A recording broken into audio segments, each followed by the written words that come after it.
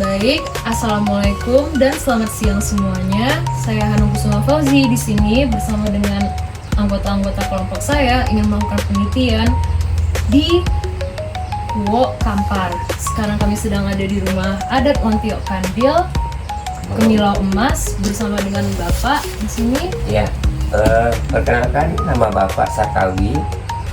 Bapak salah seorang ahli waris dan juga pelestari budaya yang ada di Kuwo ya. Khusus di rumah Lontiok Kandil Kemilau Emas atau rumah adat Lontiok Kandil Kemilau Emas.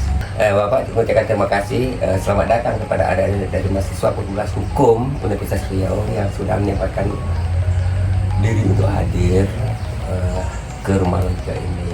Jadi di sini kami ingin melakukan penelitian tentang adat pernikahan Kuwo Kampar dan pengaruh modernisasinya terhadap beberapa nilai-nilai budayanya. Adat pernikahannya gitu kan Pak. Terus juga kalau boleh tahu Pak, kalau ada gak tata cara pelaksananya gitu Pak, atau ada gak syarat-syarat yang diperlukan untuk pelaksanaan pernikahan adat di Kuwo ini?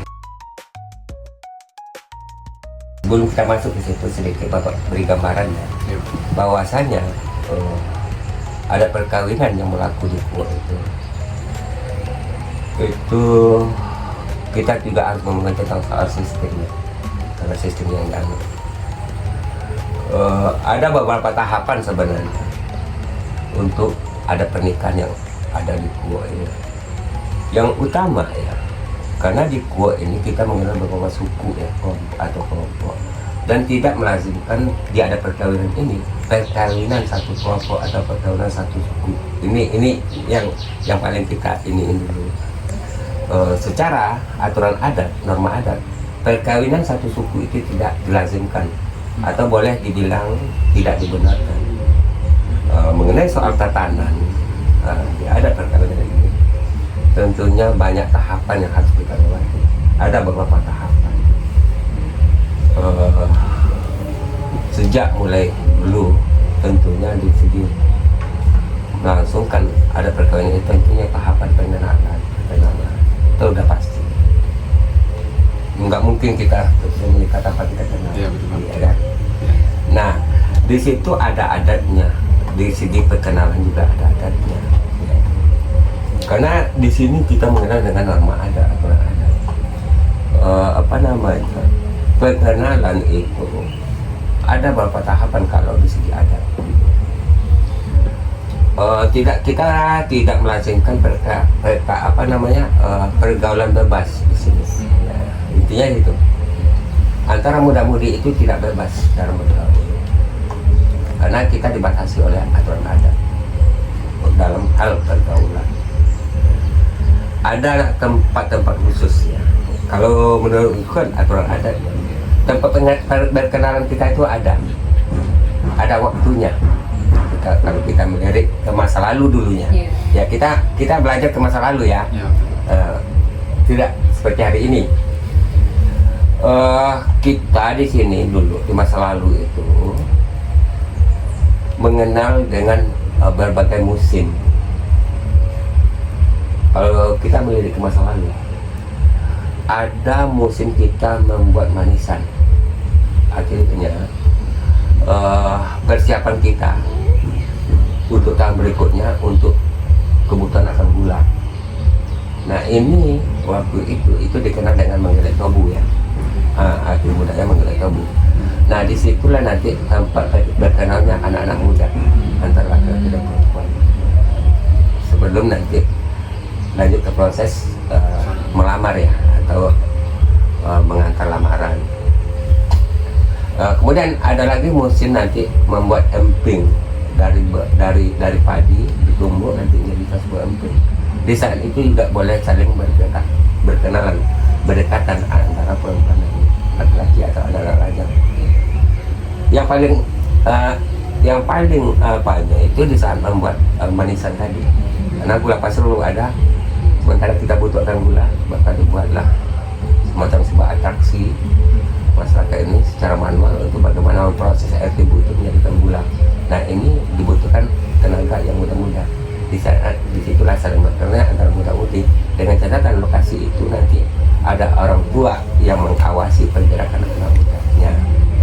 Nah, di saat kita berangkat sedikit mengenai adat melamar ya, kita di adat melamar ya, yang laki-laki ini tidak boleh langsung menyampaikan saya ingin melamar anak si A atau si B.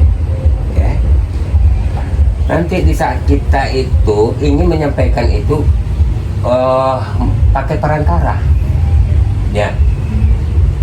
Nanti kita tidak boleh nyampaikan juga ke orang tua kita saya mau berumah tangga.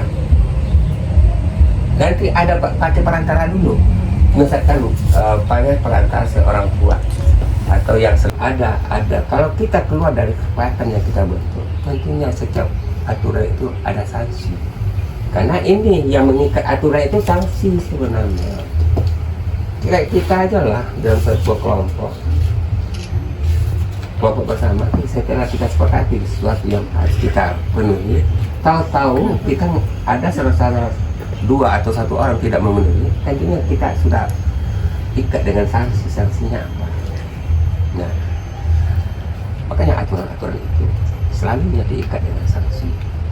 Walaupun sanksi itu harus penjara ya, yang sanksi itu kebanyakan sanksi sosial. Paling berat loh sebenarnya sanksi sosial ini daripada hidup penjara. Kalau kita sempat sanksi kita dikucilkan oleh kelompok kita, ini kan bahaya. Ini sanksi sosial loh. Sempat kita dikucilkan teman-teman kita, gimana perasaan? Lebih sakit daripada penjara rasanya. Kita ini hidup dalam satu kelompok ini ya, ini bagi ke satu keluarga. Tahu yang teman yang lain mengucilkan kita, nggak mau duduk kita dia pergi apa kita, itu jadi sering jadi salah saya apa. Padahal kita tahu sebenarnya salah kita itu sebenarnya ya bukan sanksi itu, bukanlah aturan itu yang salah, dan kita menyalahkan aturan. Hari ini banyak orang menyalahkan aturan adat, karena aturan adat itu diawali dengan sebuah kesepakatan. Kalau kita melanggar adat dan ada sanksi sosial, berarti dua kelompok ini, andai nanti ya, ini biasanya berbentuk cincin ya, emas ya, andai nanti terjadi, mana tahu sebuah musabah yang tidak kita inginkan, setelah ini diikat dengan pertunangan, malah diikat dengan cincin emas. Andai nanti yang tidak malam tidak ini kadang-kadang berubah pikiran, diputuskan tanpa sebab oleh laki-laki, tanpa sebab yang sesuai dengan alasan yang benar, tidak ada dengan alasan yang benar atau berbuat salah perempuan atau segala macam, atau ingin mundur si pihak laki-laki, mungkin dalam diri perempuan lain mungkin bisa jadi kan, jadi buat alasan segala macam gitu kan, cincinnya emasnya hilang, nggak boleh ditarik lagi. Artinya dapat sama si perempuan. Berarti disimpan? Iya, karena yang menyimpan ini bukan saudara perempuan, nanti sukunya, ya sukunya, karena ini kita punya angka suku ini, kepercayaan ada sukunya. Kalau misalkan perempuannya yang membatalkan ya, gimana? misalkan perempuan yang membatalkan, makanya gantinya 2 kali lipat. Misalkan 2 emas jadi 4 emas kembalinya ke laki-laki. Ya, 2 kali lipat gantinya. Yang misalnya nanti diikat dengan 1 emas, nanti 2 emas kembali. Kalau diikat dengan 1 emas, kalau yang ini, kalau laki-laki yang membatalkan, tanda pertunangannya, pengikat pertunangannya hilang. Yang begitu saja. Kalau nanti yang membatalkan tanpa sebab, nanti si wanita yang mau membatalkan, makanya si perempuan mengembalikan 2 kali lipat pengikat yang telah diberikan oleh si laki-laki. Ya, penyampan laki-laki ke perempuan ini akan dipertanyakan oleh pihak yang menunggu tentang apakah dia ini sudah menikah. Tapi dengan bahasa tulisan ya, kapan ijab kabulnya, orang ini dipertanyakan di saat itu, di saat kita tunggu ajakan itu. Makanya kalau memang ada emas yang jadi yang jadi maharnya kita perlihatkan, ini buktinya, ini maharnya. Karena nanti makanya kita nggak bisa selesai gitu aja gitu ya. Nanti saat penyerah nanti si laki-laki di rumah perempuan, nanti dia perempuan akan bertanyakan apakah orang ini benar menikah, akan ditanyakan oleh sukunya nanti. Kalau udah, mana maharnya, kapan pernikahannya. Ya, itu ada tuh. Kadang-kadang ada diselipkan yang tertulis nanti itu, diperlihatkan itu. Jadi ini semua proses secara pernikahan. Iya Pak, terima kasih juga ya Pak sudah membantu kami dalam penelitian kami untuk mata kuliah antropologi kami. Oh iya, Bapak juga mengucapkan terima kasih. Mudah-mudahan ini menambah wawasan ke depannya tentang bagaimana keadaan